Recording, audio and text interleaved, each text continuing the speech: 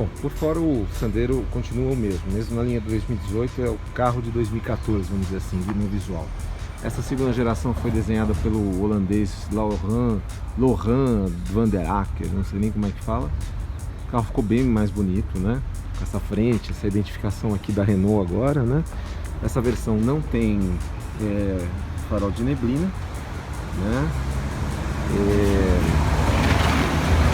Vem com rodas aro 15, com calotas, são meio que um padrão nesse segmento, embora tenha gente que tenha aro 14, né?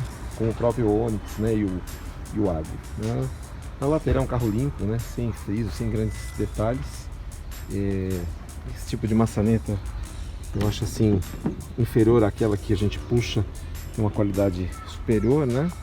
Mas é do projeto. Traseira também idêntica, realmente um carro limpo aí, com lanterna retangular aqui que invade um pouquinho só a tampa do porta-malas, né? Esse carro está com sensor de estacionamento, mas não é de série, isso é importante dizer. O logo aqui da Renault com a inscrição Sandero bem destacada, não dá para saber se é 1.0, 1.6, né? Não há informação sobre motor, muito menos de versão, né? Que é uma estratégia de algumas marcas aí para não reduzir aí, vamos dizer assim, não tornar um carro pior que o outro, né? Uma versão.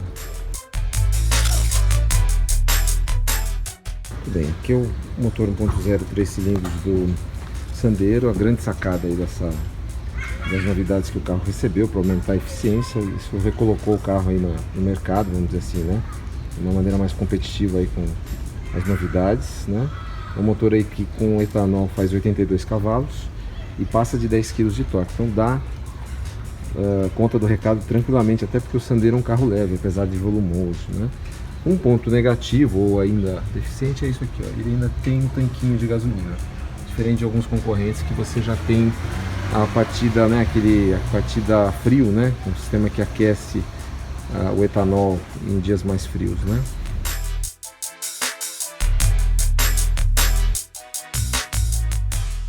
Agora conhecendo a frente aqui, né, do Sandero, para quem não conhece, é um carro bem já conhecido no mercado brasileiro, né? Mais uma vez, a posição dele é bastante alta, a gente tem aqui o ajuste de altura, mas ainda assim é um carro que você viaja mais alto. O volante dele é bastante grande, mas assim, é um carro que não te dá uma posição natural de dirigir, né? Você não fica tão vertical, né? Aqui você consegue ajustar a altura do volante, mas mesmo assim, quem experimenta um outro carro, um concorrente, você percebe que nesse ponto a ergonomia é melhor, né? A dele não é melhor do que a primeira geração, que era péssima, mas há carros bem melhores nesse aspecto, né? Mas é uma cabine bastante ampla mesmo, você não bate cabeça, você tem bastante espaço mesmo, a impressão é de um carro de categoria maior, né? Vamos conhecer aqui os detalhes por dentro então. A cabine do Sandero é idêntica ao do Logan, né? Para quem conhece os dois carros. Não há grandes novidades. Esse carro, embora ele seja a segunda geração, ele ainda usa muita coisa da primeira geração, então você nota alguma semelhança ainda, né, em relação ao primeiro Sandero de 2007. Mas assim, melhorou bastante, né? O acabamento agora pelo menos é aceitável, né? Antes era um negócio assim realmente assustador. Aqui no caso o que mais chama atenção aqui é o console central com esse famoso Black Piano, né? Esse acabamento aqui com uma pintura preta brilhante. Nesse caso aqui a gente está com a central Mídia Nave, que é um opcional, né? E mais algumas coisinhas aqui que vem de série mesmo, que é o ar-condicionado, né? Ele tem aqui esse comando satélite de rádio, que é de série nele também, embora não tenha o rádio. O painel aqui também com 3 mostradores, sendo que o do cantinho é digital. Vamos ligar o carro, que é mais fácil para vocês entenderem, né? Ó, a chave aqui não é de canivete, mas tem os acionadores elétricos, né? Ó, já acendeu aqui o painel, a gente já está vendo inclusive o consumo médio aí de bastante tempo que a gente está rodando com esse carro, né? Iluminação, esse cromado aí, esses anéis cromados também, que dão um acabamento um pouquinho melhor, mas no geral ele é um carro de acabamento muito plástico, né? E de novo, usa aquela técnica, né, de você ter texturas diferentes. Aqui é uma coisa rústica, aqui onde está o airbag é um pouquinho mais lisa, ela tem um acabamento mais agradável, né? Aqui também tem essa outra aplicação aqui com um prata fosco e aqui uma alavanca para abrir a porta cromadinha, mas aquelas coisas que a Renault mantém, né? Que é, por exemplo, você vê parafuso à mostra, né? Mas aí a gente vê que não tem um pedacinho de tecido em lugar nenhum aqui nesse carro, nessa versão Expression, né? O que mais podemos dizer? Esse aqui, por exemplo, o Expression não tem o ajuste do retrovisor elétrico, alguns concorrentes têm. O que mais que ele não tem? Aqui a gente tem uma tomada 12 volts, olha aí, mais parafuso aparecendo, né? Um console bastante profundo, essa alavanca bem alta, né? Como a gente falou, o carro tem uma posição alta de dirigir, então a alavanca também é bastante alta, né? Bons porta-copos e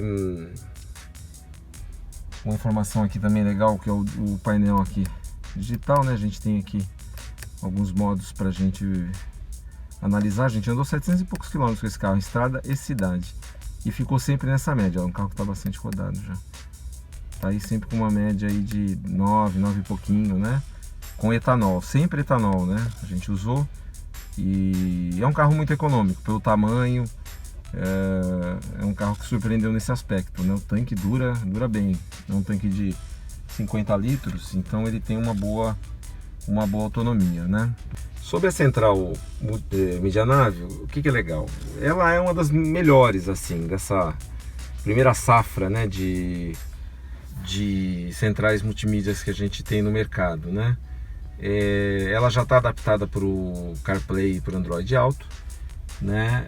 Ela tem uma interface muito intuitiva, muito simples aqui por cores, né? Você clica, ó, esse é um probleminha, ela não é tão sensível quanto um celular, mas ela depois você acostuma e consegue trabalhar rápido com ela. Então é bem tranquilo, ó. Relato de viagem, aqui a gente tem aí o consumo médio que a gente falou, foram 77 litros, qual foi a média de velocidade, né? E outros detalhes mais, ó. Aqui uma espécie de um joguinho aqui para você saber como é que você está indo e tal, né? Na verdade é aqui, né? Nós estamos com 85 pontos de 100, porque realmente é um carro de uma tocada bastante econômica, né? É legal, ele vai te dando dica aqui, tá falando que eu não acertei muito bem nas trocas de marcha. É que ele gosta que troca muito rápido, para o carro não alongar demais, e isso aí tira um pouco do desempenho do carro, né? Mas ó, muito intuitivo, né? Vem com GPS aqui também, né?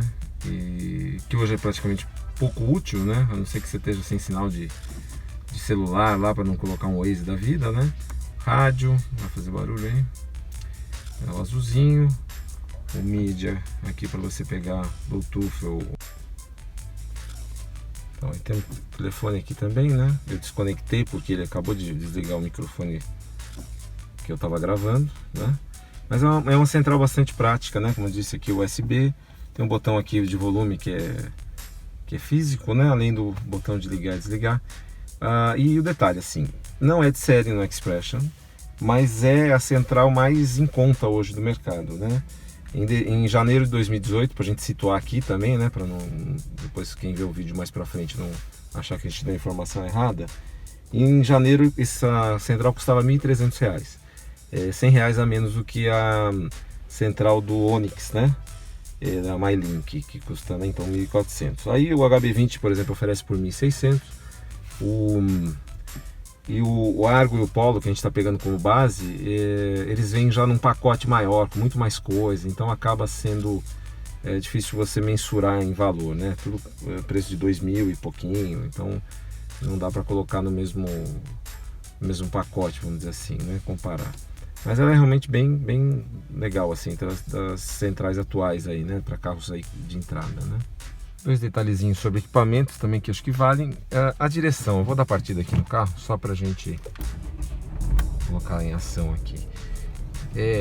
A Renault mudou, essa direção era hidráulica, hoje ela é eletrohidráulica, mas o peso não é dos melhores, como eu disse.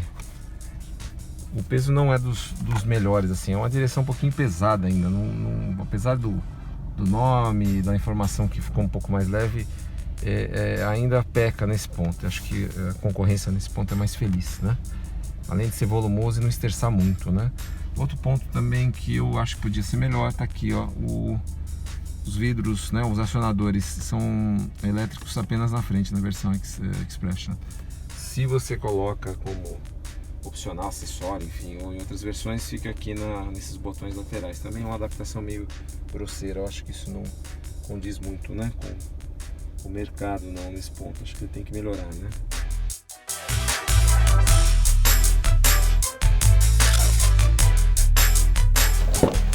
Muito bem.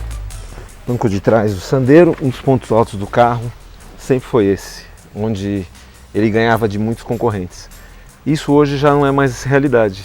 Por quê? Porque os novos carros que chegaram, como o Argo e o Polo, já oferecem mais espaço que ele, tanto atrás quanto na frente. Ele ainda é um dos maiores nesse segmento, mas hoje já não é um trunfo só dele, né? Vamos ver aqui dentro, melhor? Como dá para ver, o Sandero ainda continua sendo um carro muito grande aqui atrás. Olha aqui o espaço para a perna, tá certinho, dá para sentir que daria para ir um pouquinho mais para frente, mas de fato a gente tem que lembrar uma coisa: o carro que realmente tem mais espaço na Renault nesse ponto é o Logan, porque ele tem um entreeixo maior aqui atrás, então você consegue esse espaço extra aí para a perna, que a gente tem essa boa sensação, né, nessa família. O Sandero já é um pouquinho mais curto, então ele perde um pouco aqui, né? Ainda assim é um carro bem espaçoso, bem alto. Olha aqui para a cabeça, ó, praticamente um palmo aqui, né? 5 dedos, né? Então é onde ele pega um pouquinho. Aqui atrás, por exemplo, ele é um pouquinho menor hoje de largura que o Argo. Na frente ele é praticamente igual ao Polo, né? Agora, um detalhe que me chamou a atenção aqui é que é um carro que não tem Isofix, né? Os principais concorrentes hoje têm aquela entradinha para você, né? Ancoragem do banco infantil, né? Um ponto negativo aí que a Renault precisa rever, né? Muito bem, agora o ponto alto do Sandero, que é o porta-malas. Nesse ponto ele é o líder do segmento ainda, são 320 litros, né? 20 a mais, por exemplo, que o Polo, que tem 300, né? Bem mais do que o K, do Onix e companhia HB20, né? Então realmente é um porta-malas bastante espaçoso, né? Ele tem um formato retangular, isso é bom para você acomodar bagagem, né? Não fica aquelas saliências que você acaba tendo problema para acomodar algum volume maior, né? Eles colocaram aqui o macaco aqui na lateral escondidinho, só o triângulo que está meio perdido ali. O step vai aqui dentro do porta-malas, é um step de emergência, aí dá para ver o aviso aí que só pode rodar 80 km por hora, né? Mas assim mesmo é um carro nesse ponto muito espaçoso, né? Muito versátil para levar bagagem, né? E aí a gente ainda tem um acabamento aqui em plástico também que facilita para você pegar e fechar, né? Hora de dirigir aqui o Sandero 1.0 Expression. Acho que os grandes pontos do Sandero que a gente conhece, que muita gente é fã, que é um carro grande, um carro espaçoso, um design atraente, né? Um design até bem resolvido, principalmente agora nessa geração.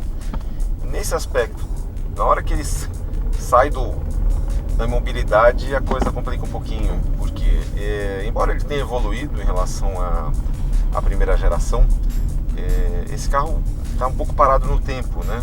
Vamos dizer assim. E por que eu digo isso?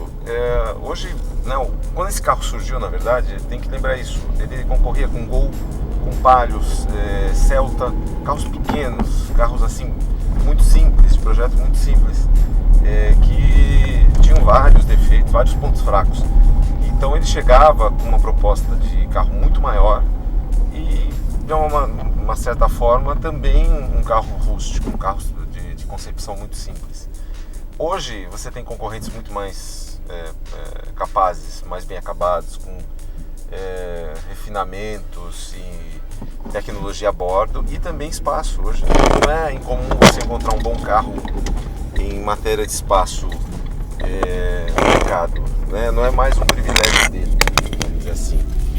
Então, o grande apelo dele, que é justamente o tamanho, já não é um diferencial tão grande. Você tem um Ka, você tem um Etios, você tem o próprio Argo e o Polo, são carros espaçosos hoje, né? Então, assim, não chega a ser um grande diferencial. E aí, na hora de dirigir, aparece a idade do carro, vamos dizer assim, porque, embora, como eu falei, melhorou a ergonomia, não está tão ruim quanto a primeira geração, né? Aquela que você não mal enxergava aqui, inclusive botões aqui no console central. Ainda assim, não é uma posição natural de dirigir, né? O volante, ele não está... Você não tem uma posição tão vertical de guiar, né? Você fica um pouco alto, por mais que se abaixe o banco ou mesmo o volante, que ele tem ajuste de altura, é difícil se encontrar, demora um pouquinho para você se encontrar. Outra coisa, ele está com direção hidráulica. A direção hidráulica dele não é leve, é uma direção hidráulica lenta também, tem movimento lento, ele não esterça tão bem assim, né? Ainda tem aquela herança da Renault antiga, desse câmbio manual dele que vibra, né? Ele sente, inclusive, você trocando as marchas, você sente o torque do motor pegando ali na engrenagem da transmissão. Então não é como antes era num Clio, você sentia isso muito, era natural, né? O câmbio balançava até, de tanto que ele estava conectado ali, não tinha um amortecimento nesse sentido. Agora é menos, mas ainda assim não é prazeroso, vamos falar o português claro, né? Acho que esse é o ponto que pega mais nele. A suspensão não incomoda, ela é mais um ajuste macio, um pouquinho mais mole, vamos dizer assim, mas não é ruim. E aí o grande mérito desse carro é o motor, né? Sem dúvida, esse motor 1.0 é fabuloso, assim, eu diria. Um motor muito bem ajustado, entrega potência e torque mais do que você imagina, até para um carro desse tamanho. Tem desempenho na estrada, numa boa, assim, você não vai ficar tão amarrado. A gente andou com 5 a bordo aqui e bagagem, e ele foi bem pela estrada, na estrada, sem grandes arroubos ali de potência, mas ele cumpriu a missão, né? E aí, lembrando que o carro é grande, embora não seja muito pesado, né? O Sandero é um carro de construção bem leve, né? E aí o grande ponto, é econômico, né? Comprovamos aí que dá para você fazer até mais do que 9 km com litro com etanol, tanto na cidade quanto na estrada. Com gasolina você chega a 14 e pouquinho, então assim, surpreende, né? Lembrando que é um motor 1.0 de 3 cilindros, né? Um novo motor aí que deu esse gás novo aí pro Sandero. Mas assim, a direção realmente peca, não é um carro agradável de dirigir, tem modelos muito mais agradáveis para você dirigir, se a sua preocupação é essa, vamos dizer assim, né? Tudo bem, vocês conheceram um pouquinho mais do Sandero Expression. É um carro assim que tinha muito argumento até um tempo atrás, por ser o maior, ainda é por fora, mas por dentro ele não corresponde, não tem todo esse espaço que alguns concorrentes hoje já oferecem. Tem um bom motor, bons equipamentos como a central mídia nave, né, que é opcional, mas não é cara, não gasta muito, é um carro que tem um bom desempenho e eficiência. Continua um dos mais espaçosos, maior porta-malas da categoria, mas assim, peca onde? Dirigibilidade, é um carro que não te dá prazer em dirigir. Melhorou um pouco, tem direção eletrohidráulica, tem câmbio que foi, vamos dizer assim, recebeu alguns melhoramentos para não ficar tão incômodo, mas ele hoje é um carro meio que passado, vamos dizer assim, tem concorrente muito mais novo, muito mais agradável e mais ou menos pelo mesmo preço, né?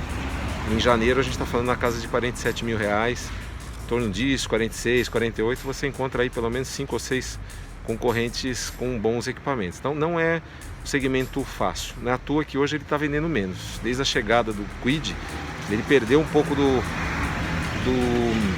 volume de vendas, né? Em dezembro do ano passado ele já passou a ser o 8º carro mais vendido, era o 5º. Lógico, pode ser aí um problema de produção da Renault, que tem demanda pelo Kwid, tem que trabalhar outros modelos, mas assim, é fato que hoje há muita concorrência entre os hatch médios, os hatches compactos. O fato é que tem muita concorrência nesse segmento de hatch compacto, compacto plus, vamos dizer assim, carros um pouquinho maiores, com mais equipamentos, né? Mas assim, é um carro para se ver, pelo menos a parte de economia e equipamentos ele não deixa a desejar, não.